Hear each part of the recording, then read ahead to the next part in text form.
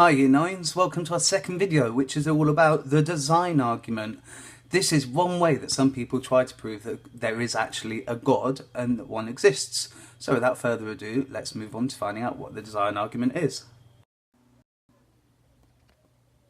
The biggest issue philosophers face is how do you prove something exists if there's no evidence for it, or there's no way of seeing it or feeling it or touching it? And in this case, we're talking about God. If you cannot see a physical being, how do we know that there actually is one? So what people have tried to do over the years is find ways of proving that there could be a God, using our reason to help us come to a conclusion.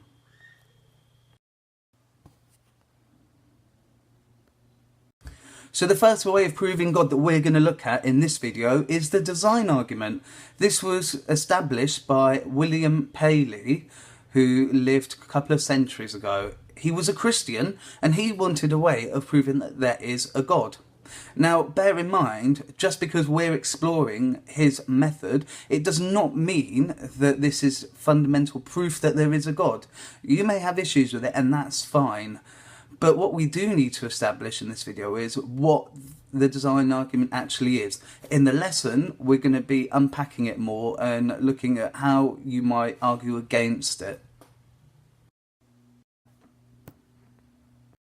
Now, the design argument actually starts with a little story, and it's a story about Paley's watch, named after William Paley. He said, imagine you were walking along a heath.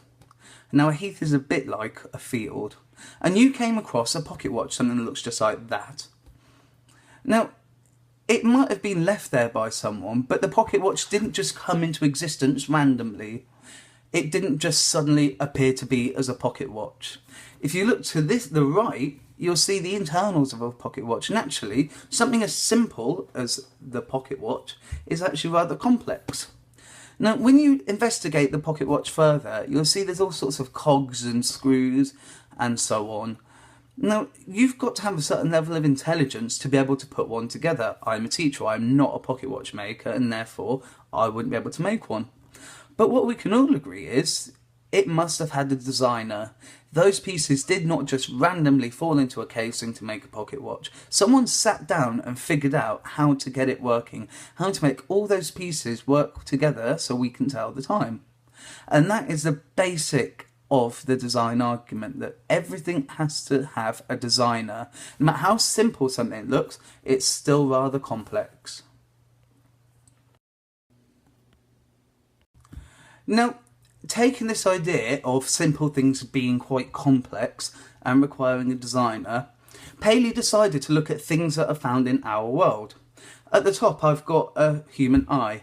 Now, an eye allows us to see, and that's great, but isn't it amazing, though, how this ball that's in our head allows us to see what's around us, to take things in, to see colours, to see in the distance, see things that are close up to us, and it sends messages to our brains. Can we say that that is just random, that it's by pure chance that we have something in our heads that allows us to see?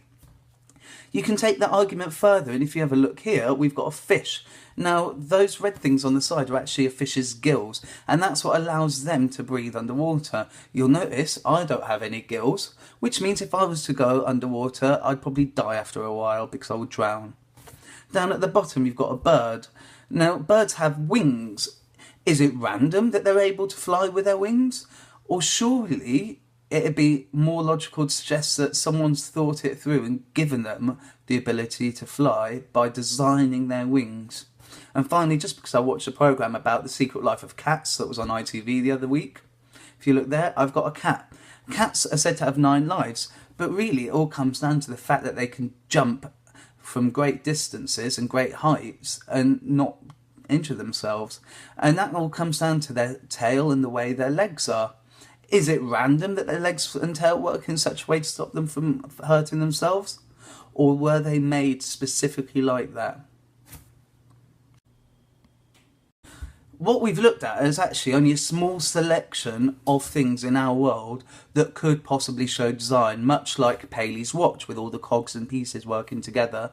If you start thinking about the human body, We say we are human, we are one thing, but I've got my eyes that allow me to see, my nose that allow me to smell, my mouth that allows me to talk and eat, my ears that allow me to hear, even though mine aren't very good quality, obviously.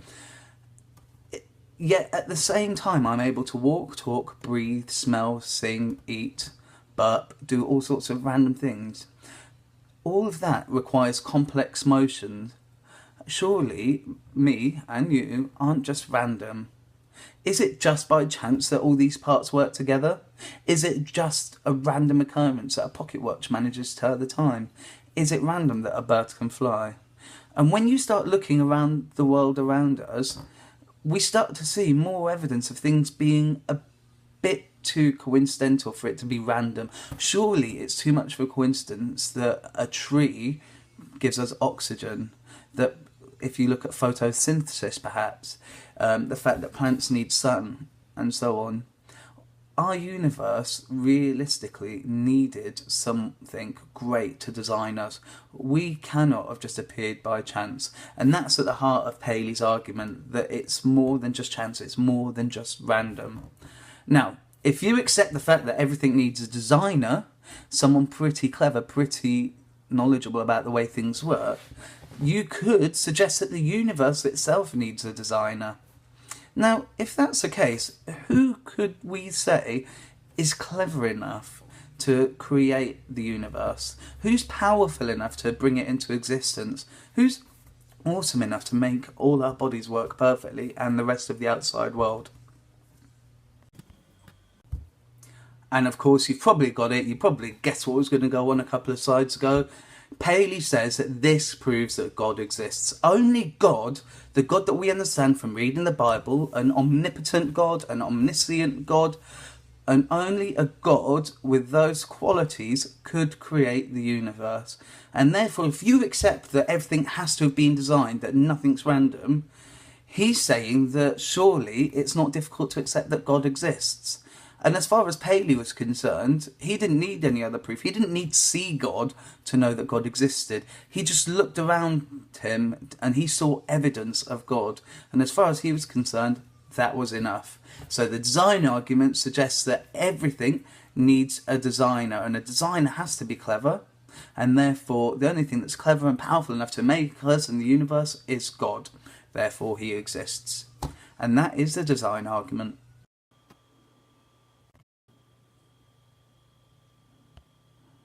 By now you should understand what the design argument is and how Paley used it to prove that God exists. You may need to re-watch it just to get a grip of it, but what I need you to do for the lesson is I need you to be able to summarise the design argument for proving that God exists.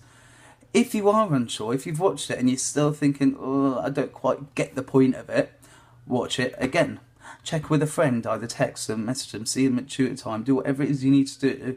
And as a last resort, if you're still scratching your head and you do not understand, you can come see me. But remember, this does not necessarily prove that God exists. This is one way one person came to realise that God exists. There are arguments against this, so if you're thinking this is flawed, then bring that with you. Now remember, in your notes you need to know who Paley was, be able to have the key points of the argument. And you also need to be able to, at the bottom of it, summarise what it is.